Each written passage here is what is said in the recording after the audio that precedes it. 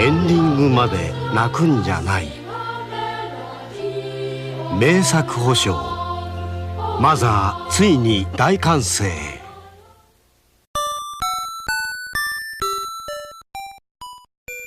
How can a video game make a claim as bold as guaranteed masterpiece so early on? Well, to find out, we need to take a look back to how the Mother series as we know it began. Hello everyone, and welcome to Tanner's Game Museum. Today I want to cover a series that I deeply care about, the Mother series, better known in the West as EarthBound. This will be a two-part project, with this part covering the history of the series. So without further ado, let's begin. So, let's go back in time for a little bit of condensed history, before Mother was ever released. Now, keep in mind that this franchise has a long and storied history, and I really mean it. There's a ton of information to go through. However, I feel that at least knowing some of the general background will help immensely in understanding what makes this series so special. Specifically, we're going to travel back in time to Japan in the 1980s. At this time, there was a huge boom in a specific part of marketing known as copywriting. Copywriting is a term for the creation of slogans, taglines, or phrases that are associated with and primarily used to advertise a product. One very well-known copywriter of this time period was a man named Shikusato Itoi. Itoi's slogans were recognized for their unique charm, leaving an impression of the product on a potential customer. In fact, let's take a look at just a few of his slogans now.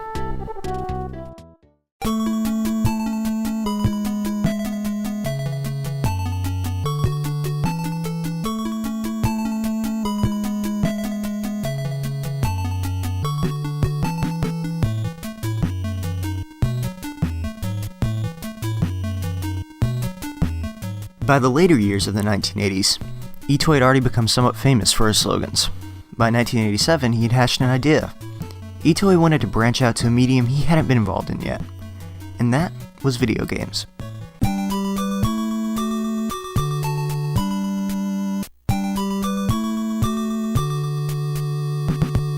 He was a fan of Nintendo's home console, the Famicom, or Nintendo Entertainment System in the West. In particular, he enjoyed the Dragon Quest series of role-playing games. He did feel that the market had an abundance of RPGs set in traditional medieval settings, which inspired him to do something a little bit different. He was curious about how well an RPG set in the modern day would work. Shortly thereafter, Itoi paid a visit to Nintendo's Kyoto headquarters. In fact, he had met with Nintendo legend Shigeru Miyamoto himself. According to Itoi, the meeting with Miyamoto didn't go quite as well as he had hoped. In a 1989 interview, Itoi stated, "But since I was an amateur and didn't really know what I was doing, when I showed him my plans and was like, 'This part is cool right here,' he didn't seem at all impressed. I was discouraged. It seemed Miyamoto hadn't realized how much time and effort I'd put into this, and he told me, 'I know it's a lot of work, but how about starting over from the beginning and making it simpler?' It has been speculated that one reason for the rejection of Itoi's idea was the fact that there were many celebrities at the time using the gaming market to create low-quality games simply for the money that they would make, which Miyamoto disliked. It's possible that he was hesitant in the beginning due to his uncertainty. Was Itoi planning to use this game simply as a way to earn some quick cash? Regardless, the game began development, and Itoi would have to show that he was serious.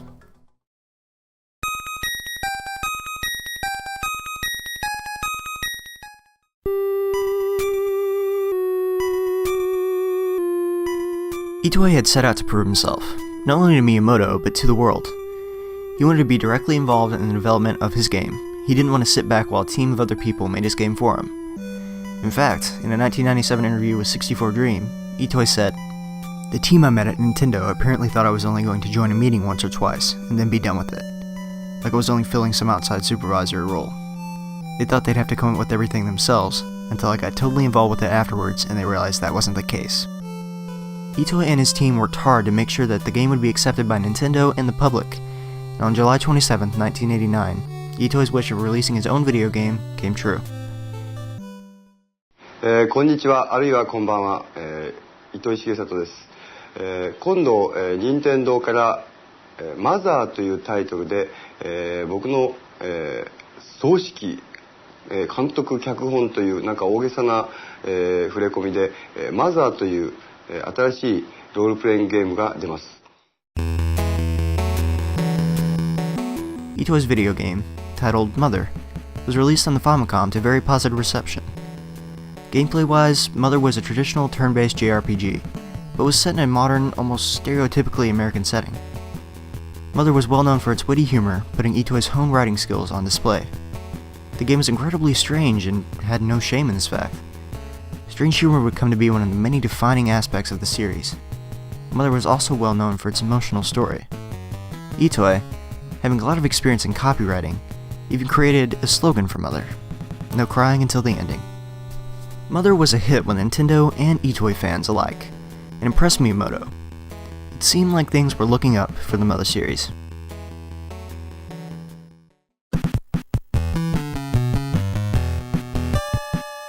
There were plans for a Western release of Mother, making it as far as a completed localization and additional materials being finished, only to be shelved due to the approaching release of the Super Nintendo Entertainment System. The game was eventually released in the West as EarthBound Beginnings on the Wii U Virtual Console, but there's so much information and history behind it that it's best saved for its own video. Perhaps even a bonus video.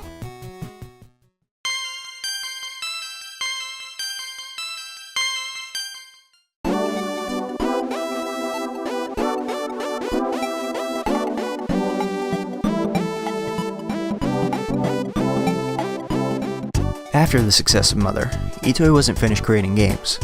After a lengthy and troubled development cycle, saved by beloved former Nintendo president Satoru Iwata, who was then the president of HAL Laboratory, Mother 2 was released in Japan on August 27, 1994, to a similar amount of success to that of Mother. Mother 2 carried over many aspects of the first game, including a similar story, setting, music, and characters, but refined it to create an arguably more enjoyable experience as a whole. This time, it was not only a Japanese audience who can enjoy Mother 2. The game was translated and localized for a US audience, with Nintendo of America placing a large amount of faith behind the game being a hit. On June 5, 1995, Nintendo released a localized version of Mother 2 in the United States as EarthBound, complete with a larger-than-average box with a bundled player's guide for around $70. This more expensive price point, as well as a downright bizarre advertising campaign in the US, led to its poor sales in that region. Many people simply weren't interested in paying $70 for a game they had never even heard of, and the ad campaign based around toilet humor didn't make EarthBound seem like a very appealing package. However, those who did give EarthBound a chance found a game full of heart, strange and silly humor, and fun worth far more than its $70 price tag.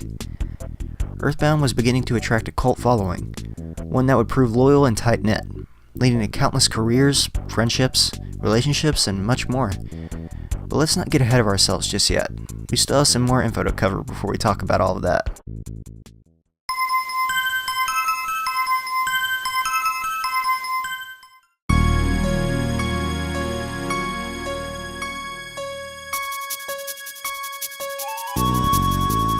Skip ahead to 1996. 3D polygonal gaming was the new hot topic, and the Nintendo 64 was hitting the scene. A console that, fun fact, Itoi named. In this new and exciting era, the potential for a brand new entry in the Mother series was certainly a possibility. A sequel was in fact hinted at in-game in EarthBound, with a sign of foresight stating, "Planning meeting for EarthBound 2, as well as the ambiguous final screen, showing only the words, "The End," followed by a question mark. It turns out that Itoi was planning a Mother 3 since early on in the development of Mother 2. When the Nintendo 64 was fresh on the market, development of Mother 3 was well underway on the newly released console. Development didn't go quite as smoothly as planned, hitting some major bumps in the road due to the fact that 3D gaming was such a new concept at the time. This was a development team that had no experience in the development of 3D games. Despite the issues that development team had faced, by Nintendo's Space World trade show in 1999, there was a playable demo available for those who attended. Mother 3 even had a few subtitles during early development, which translate to Strange Forest Creatures and Fall of the Pig King. The game faced multiple delays, as developers grappled with seemingly insurmountable issues, and on the 22nd of August, 2000, it was announced that the game was cancelled. This seemed to be the sad fate of Mother 3 on the Nintendo 64, a game never to be fully experienced.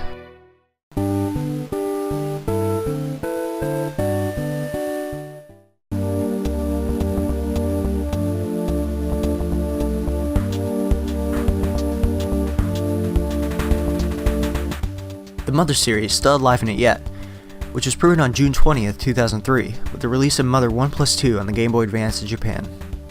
The first Mother title on a handheld, Mother 1+2 is a simple compilation of Mother and Mother 2 that fans could take with them anywhere. Apart from some changes to graphics and sound due to the limitations of the GBA, along with some minor bug and text fixes, these were the same games that fans knew and loved. Something very notable about Mother 1+2 was found, in all things, an ad for the game. Take a look for yourself. Game Boy Advance.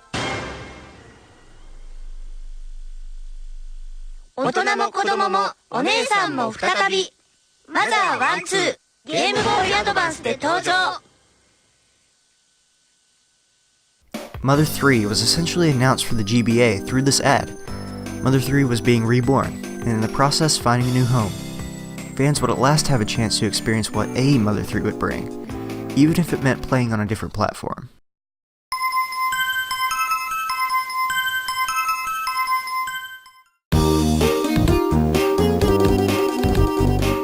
Finally, on April 20th, 2006, Mother 3 was released in Japan, kicking things off with an ad campaign to show everyone that this game would not be your typical Mother experience. Take a look. 泣ける泣けますね。なんかあんなうるっとくると思わなかった。危ない危ない。仕事柄セリフに引き込まれるところがあって、その一行一行が重いですよね。単純にゲームって思えない。切ない。ゲームボーイアドバンスマザー3。 Mother 3 is notorious for its extremely emotional story, covering serious subjects such as death, mourning, abuse, growing up in an oppressive world, and how technology affects us as a species. This was a different kind of Mother game, one that still had the trademark heart and humor, just turned in a new direction, and fans loved it. The reception was not only positive among fans, but among critics as well. Critics in Japan, that is, as those in the West never had the chance to review an official localized copy of the game. If you ever looked into the Mother series even a little before watching this video, you probably have some idea of the localization issue. Mother 3 has yet to be officially released in the West as of the time of this recording. This fact led to a group of dedicated fans from Mother series fan site Starman.net taking matters into their own hands, and providing fans with a localization that is entirely on par with an official Nintendo localization. Nintendo of America has teased fans in the West about the lack of a localized Mother 3, as seen in this clip from E3 2014. Nintendo is obviously aware of the demand for an official Mother 3 localization, but only time will tell if we will receive one. As of now, I feel that the fan translation is fantastic and goes above and beyond the task of localizing the game for Western audiences, even if it is unofficial.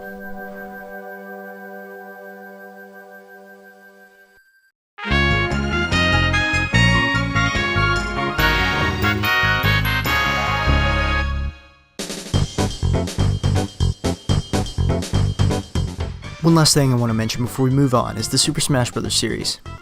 The Mother series has been featured heavily in these games. I believe this is primarily due to HAL Laboratories' involvement in the development of both the Mother series and the Super Smash Bros. Series. The Super Smash Bros. Games have featured both Ness and Lucas of Mother 2 and 3 as playable fighters, as well as multiple stages, items, songs, and trophies relating to it. Super Smash Bros. Games are how many fans discovered the Mother games in the first place, it being a rather obscure series for many years. There's no doubt that without Smash, Mother wouldn't have a large chunk of the fan base that it has today.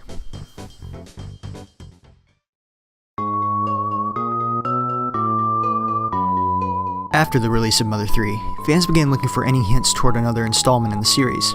However, Itoei had admitted in multiple interviews that another official Mother game simply wasn't in the cards. Itoei was satisfied with the 3 games, and in my opinion, Mother 3 does a pretty great job of wrapping up the series as a whole. Even the best things must end, and Mother went out on a high note.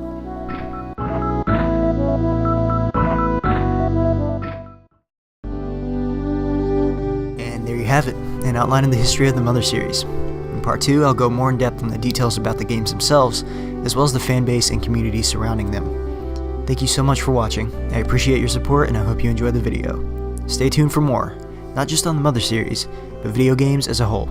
See you next time.